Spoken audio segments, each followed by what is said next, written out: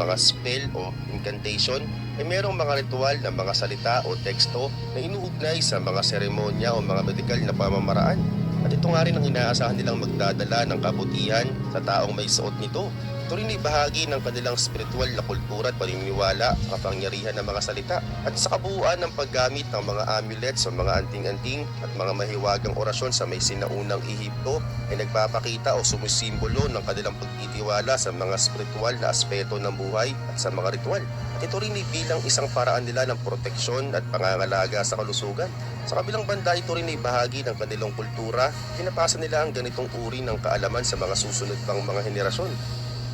Number 5. Paghahandog ng mga buhay na hayop sa mga Diyos. Ito ay isang ritual o tradisyonal na gawain kung saan ang mga sinaunang Ehipto ay nag-aalay ng mga buhay na hayop bilang tanda ng pagsamba o pagpapakita ng paggalang sa kanilang Diyos.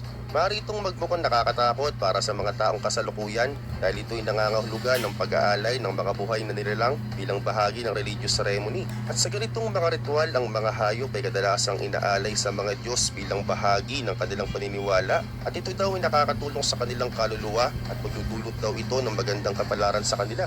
At ang pag-aalay din ng buhay na hayop ay maaaring maging isang makabuluhang simbolo ng kanilang pagsamba at pagsasagawa ng ritual na gawain.